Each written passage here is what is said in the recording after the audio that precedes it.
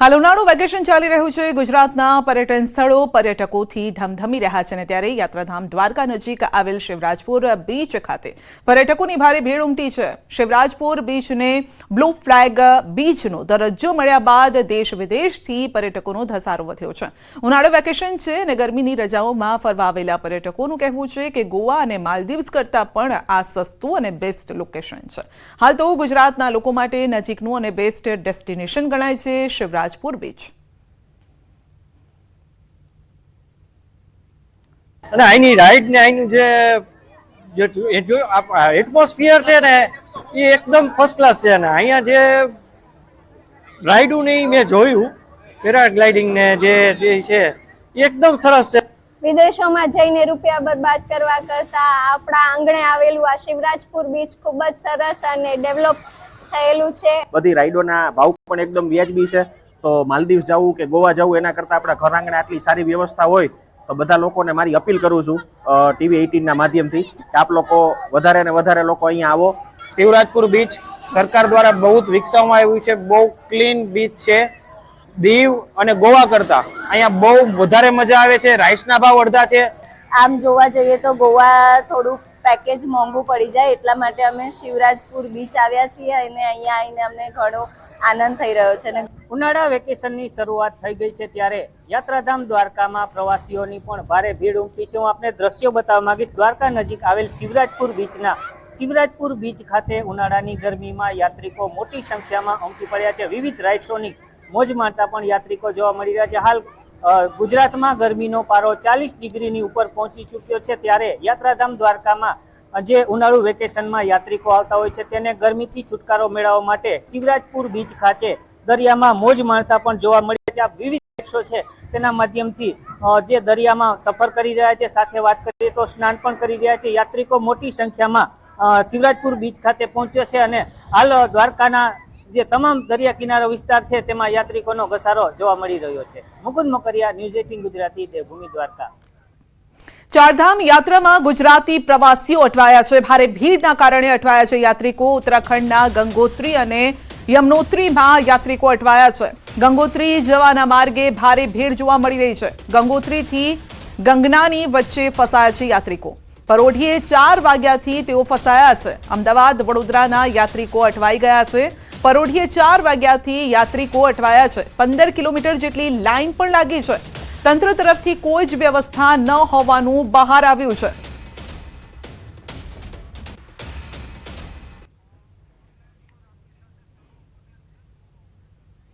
તો tour operator તરુણભાઈ Patel આપણી સાથે જોડાયા છે। તરુણભાઈ, ચારધામ યાત્રા પર પ્રવાસીઓ ગયા છે, ગુજરાતીઓ પણ તેમાં છે, શું પહેલું તો અપડેટ શું છે ત્યાંથી? બેન, પહેલું અપડેટ તો અમે યમનોત્રીમાં જે પરિસ્થિતિ વેઠી સરકારે એમાં અમે રજૂઆત કરી હતી। 2 દિવસ ત્યાં દર્શન ના થયા। અમે પાછું શેડ્યુલ ના બગડે એટલા માટે ગંગોત્રી જવા નીકળ્યા તો ગંગોત્રીમાં પણ 3જા દિવસે એની એ જ પરિસ્થિતિ છે। આટલી બધી રજૂઆત કર્યા પછી પણ કોઈ સુધારો સરકારશ્રી તરફથી અમને મળ્યો નથી। અત્યારની પોઝિશન વાત કરું તો અમે ગંગોત્રી જવા માટે નીકળ્યા હતા સવારે 4 વાગ્યાના અને ગંગનાની અને ગંગોત્રી ઉત્તરકાશી એ બંનેની વચ્ચે 35 ઉત્તરકાશીથી 35 કિલોમીટરનું અંતર છે। ત્યાં સવાર 4 વાગ્યાના અમે ફસાયા છીએ। હજુ સુધી તંત્ર તરફથી અમને કોઈ સહાય કે કોઈ ફોર્સ આવી નથી કે ગાડીઓનો વાહન વ્યવહાર ફરીથી ચાલુ થાય। જામમાં ને જામમાં બેઠા છીએ। આપ વ્હીકલમાં છો, આપના વાહનમાં છો કે રસ્તામાં પગપાળા જઈ રહ્યા છો? ના, અમે ગાડી છે, અમે ગાડી લઈને નીકળ્યા છીએ। 27 સીટર ગાડી છે અમારી પાસે, પણ અમારી સાથે ટોટલી 12 કિલોમીટર સુધી 12 થી 15 કિલોમીટર સુધી લાઈન હે ઇધર। જી, અને કેટલા લોકો છે આપની સાથે?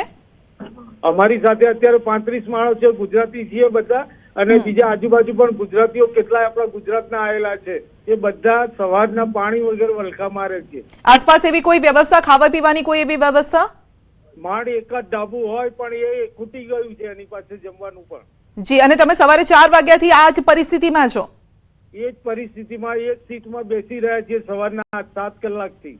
જી, અને તમારે જે ડેસ્ટિનેશન પર જવું છે કેટલા કિલોમીટર દૂર છે આપનાથી જ્યાં અત્યારે છો ત્યાંથી? ત્યાંથી લગભગ 50-55 કિલોમીટર બાકી છે અમારે કાપવાનું। જી, એટલે એનો મતલબ એમ કરી શકાય કે રસ્તામાં એટલો ટ્રાફિક પણ એટલો છે, ભીડ એટલી છે, એટલા માટે આગળ જવા નથી દેતા. હા, શક્યતા એ છે કે આ લોકો એ રજીસ્ટ્રેશન ચેક નથી કર્યા અને ક્રાઉડને અંદર આવવા જ દીધા છે બધાને. પરિણામે ત્યાં અફડાતફડી જેવો માહોલ છે અને ભીડ ધાર્યા કરતા પણ વધી ગઈ છે. યમનોત્રીમાં તો એવું હતું, અમે નજરે જોઈને આવ્યા. હવે ગંગોત્રીમાં અમને એવું લાગી રહ્યું છે કે ઉપર પુષ્કળ ભીડ હશે. જી, તો ત્યાં એવી કોઈ તંત્રના કોઈ વ્યક્તિઓ ત્યાં નથી, પોલીસ બંદોબસ્ત? સામાન્ય રીતે જ્યારે આવો ટૂર તમે લઈ જતા હોવ છો ત્યારે આપ જોતા હશો કે કયા પ્રકારની પરિસ્થિતિ ત્યાં હોય છે, પોલીસનો બંદોબસ્ત, તંત્રના લોકો હોતા હશે? આટલા વર્ષોમાં 35-40 વર્ષથી હું ટૂર ઓપરેટિંગ તરીકે કામ કરું છું. પહેલી વખત આવું અમે જોયું છે કે પોલીસ દેખાય નહીં, ક્યાંય જામ આટલો બધો ક્યારેય જોયો નથી મારી જિંદગીમાં મેં. તો આનું કારણ તરુણભાઈ શું લાગે છે, કારણ કે આટલા વર્ષોથી આપ લઈ જાઓ છો? એનું કારણ તો મને એવું લાગ્યું છે કે રજીસ્ટ્રેશન ચેક કરવામાં જ નથી આવ્યું. ખાલી ખોટી રજીસ્ટ્રેશન બધા જોડે કરાયા છે નામના. આજે ત્રીજો દિવસ થયો, કોઈ અમારી પાસે એક વ્યક્તિએ રજીસ્ટ્રેશન જોવા કોઈ એન્ટ્રીમાં માંગ્યું નથી. જી, એટલે દેશભરમાંથી લોકો આવી ગયા છે અને ચેક નથી કરવામાં આવ્યું કે ખરેખર એ લોકો રજીસ્ટર કરીને આવ્યા છે કે નથી કરીને આવ્યા, અને જેના કારણે આ ભીડ થઈ રહી છે. બીજાએ શું કર્યું છે ખ્યાલ નથી, રજીસ્ટ્રેશન કરાયું હોય ના કરાયું હોય, પણ અમારું તો કમ્પ્લીટ રજીસ્ટ્રેશન છે અને અમને પોતાને પ્રત્યક્ષ અનુભવ છે કે ક્યાંય જોવામાં જ નથી આવ્યું અમારું રજીસ્ટ્રેશન 3 દિવસથી. એ હિસાબે કહી શકાય કે કોઈનું જોઈ નહીં હોય અમને. તો હજુ તરુણભાઈ કેટલી તમારી આ સફર હજુ કેટલી બાકી છે? હજુ અમારે 50% સફર બાકી છે. હજુ ગંગોત્રી પણ બાકી છે. યમનોત્રીના દર્શન ના થયા. અચ્છા, ત્યાં પહોંચ્યા પણ દર્શન ના થઈ શક્યા? હા, ના થઈ શક્યા. છેક ઉપર પહોંચ્યા ને દર્શન ના થઈ શક્યા. અમારા શેડ્યુલ પ્રમાણે અમારે આગળ નીકળવું જરૂરી હતું. 24 કલાક સુધી બસમાં બેઠા પણ યમનોત્રીના દર્શન ના જ થયા. ઉપર સુધી પહોંચી જ ના શક્યા બેન અમે. જી, અને આપની સાથે જે લોકો છે, ગુજરાતીઓ છે, ક્યાં ક્યાંથી છે અને કેટલી ઉંમરના હશે? આપણી સાથે, મારી સાથે મોટા ભાગના બધા 90% વૃદ્ધો જ છે. બધા તો એજેડ છે અને બધાને કંઈક ના કંઈક મેડિકલ તકલીફો છે બધાને. હવે મેડિકલ તકલીફોમાં પાણી કે જમવાનું જરૂરી છે એમને. ગોળીઓ લેવાની હોય તો જમ્યા પછી કે પહેલાની લેવાની હોય, એના બદલે ગોળીઓ પણ લઈ શકતા નથી એ લોકો.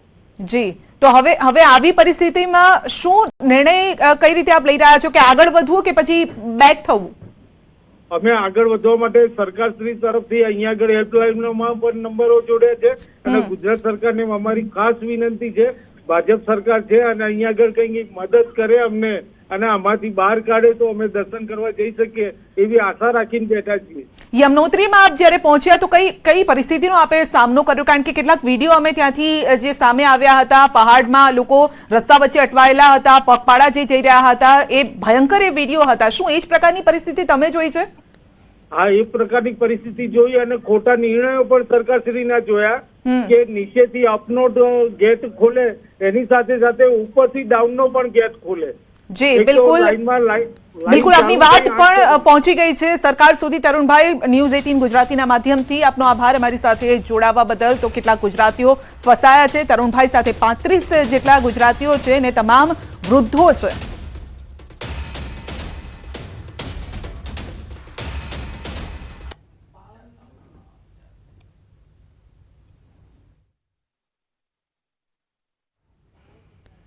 બુલેટિનમાં અત્યારે બસ આટલું જ. રજા આપશો. નમસ્કાર.